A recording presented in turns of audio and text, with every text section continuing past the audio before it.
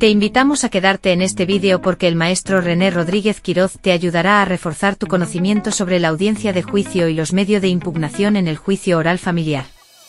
La audiencia de juicio se desarrollará escuchando los alegatos de apertura de las partes, los cuales durarán un máximo de 10 minutos y se integrarán de una exposición de los hechos y pruebas con las que demostrarán sus pretensiones. Posteriormente se iniciará de inmediato el desahogo de las pruebas, en el orden que el juez establezca, para lo cual contará con las más amplias facultades como rector del procedimiento. El juez tiene la facultad de director procesal, por lo que podrá imponer las medidas de apremio que establece la ley procedimental de la materia, por lo que las partes, los testigos, los peritos y demás participantes en las audiencias, así como el público en general, deben guardar debida compostura dentro de la audiencia, ya que de no hacerlo se les impondrá una sanción. Alegatos de apertura. Serán los razonamientos lógico-jurídicos que las partes vierten en el procedimiento, donde hacen del conocimiento del juzgador sus pretensiones litigiosas. Aquí tratarán de argumentar la fuerza probatoria de los medios de prueba ofrecidos y tratarán de desvirtuar la fuerza probatoria de su contraparte.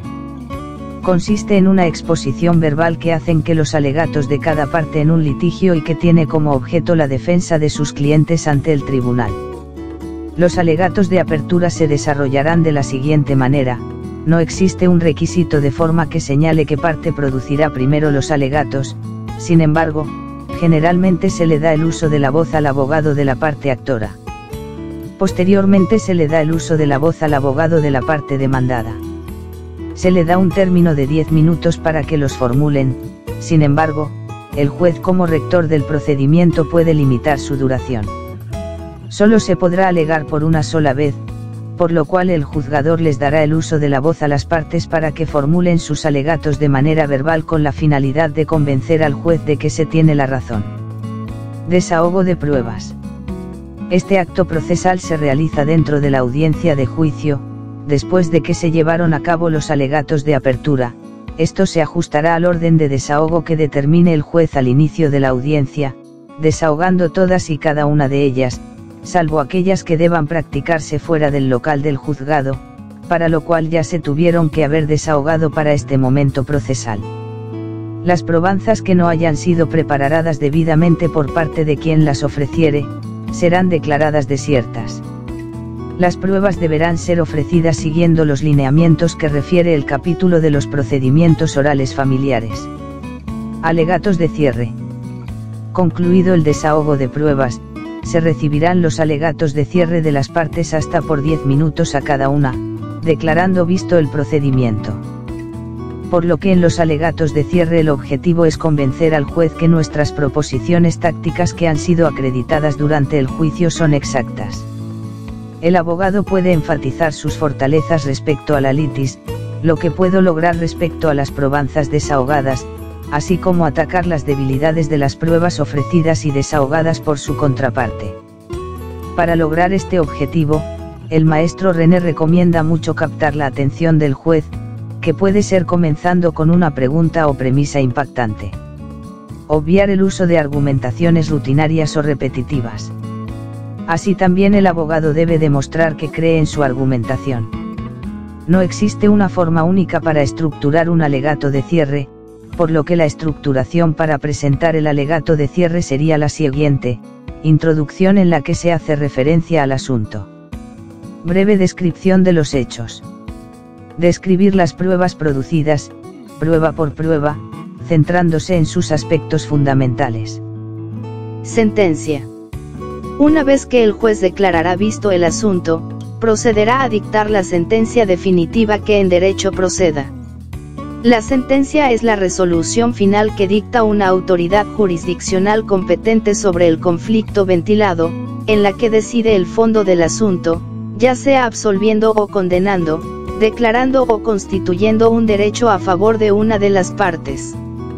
Es el acto procesal que emana del órgano jurisdiccional y mediante la cual deciden la causa a punto sometido a su conocimiento. Es considerado como el documento por escrito que emana del propio tribunal y que contiene la decisión emitida por éste. A través de esta resolución se pone fin al proceso. La sentencia debe contener los siguientes requisitos de forma: identificación, encontrándose en el lugar y fecha en que se está pronunciando la sentencia, el juez que la emite, el nombre de las partes, así como el objeto del pleito. Narración. Consiste en la síntesis de los puntos cuestionados y que serán materia de la resolución. Motivación. Consistente en el análisis de los hechos controvertidos con base en la valoración de las pruebas y las disposiciones legales que sustentan la motivación de la sentencia. Resolución. A quien de las partes se le concede el fallo favorable. Autorización. Misma que debe estar firmada por el juez, así como por el secretario judicial para que tenga validez. En materia de oralidad, la sentencia se produce en dos aspectos, oral y escrita. El juzgador dará lectura a la sentencia, en cuanto a los fundamentos de hecho y derecho que motivarán su actuar y únicamente dará lectura a los puntos resolutivos, dejando a disposición de las partes copia de la misma en el juzgado. En caso de que las partes no estén presentes en la audiencia donde se emita la sentencia, se dispensará su explicación y lectura de puntos resolutivos, y se les notificará por boletín judicial. Una vez que las partes expresaren sus alegatos, se cierra esa etapa y le señalará a las partes si tienen alguna petición que hacerle, de no ser así declarará visto el asunto. Ejecución de la sentencia. Las sentencias y convenios emitidos en un procedimiento oral, se ejecutarán de acuerdo a las formalidades establecidas, siendo esta, la vía de apremio a instancia de parte, tal y como se desprende en la ley procedimental de la materia. En la ejecución de la sentencia, se busca la materialización forzosa de la sentencia definitiva, en virtud de dar cumplimiento a la resolución del juez, toda vez que el demandado ha hecho caso omiso a la declaración del juzgador.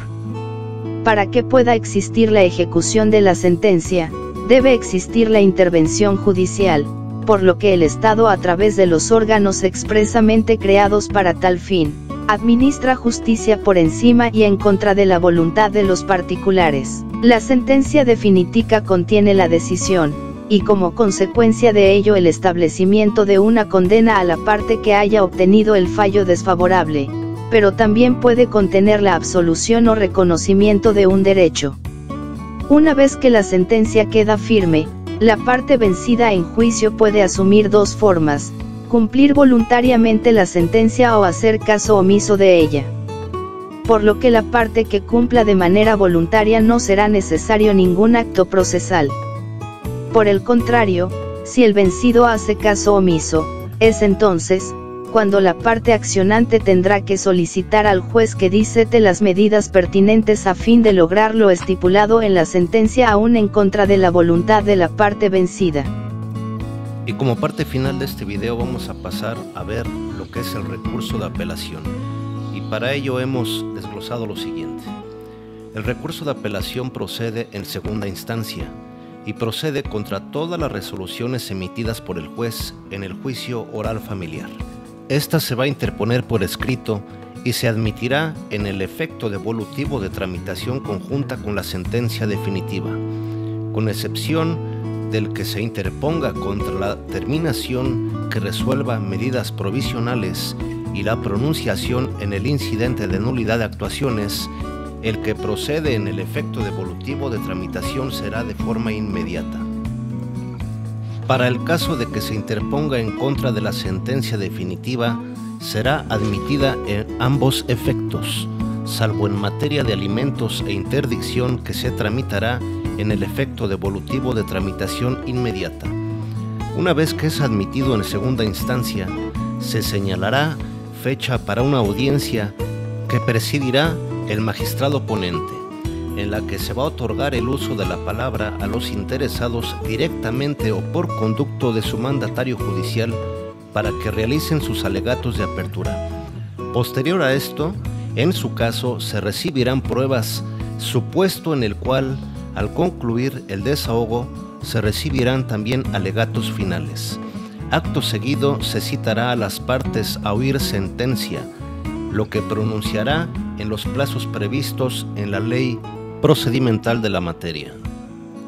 Para el caso de que no comparezcan las partes, el secretario proyectista designado hará una exposición sucinta del asunto, procediendo a la declarar desiertas las pruebas no preparadas y, en su caso, a recibir las que proceda bajo la dirección procesal del magistrado ponente.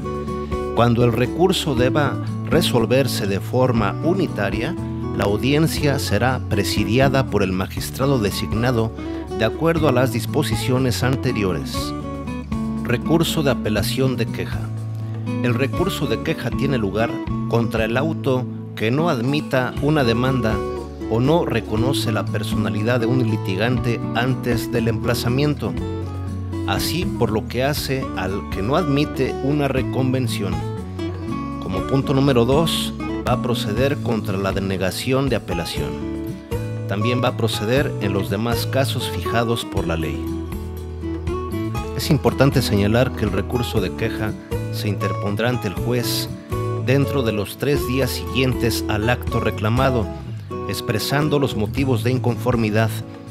Dentro de los 5 días siguientes en que se tenga por interpuesto el recurso, el juez de los autos remitirá a la alzada informe con justificación y acompañará, en su caso, las constancias procesales respectivas. La sala, dentro de los 5 días siguientes a la recepción de las citadas constancias, decidirá lo que corresponde. Aquí también tenemos que hacer mención de que si la queja no está apoyada por hecho cierto o no estuviera fundada en derecho, es decir, que no estuviera fundada o motivada, o hubiere recurso ordinario en contra de la resolución reclamada, será desechada por el tribunal. Habiendo dicho esto, pasamos a ver el recurso de reposición.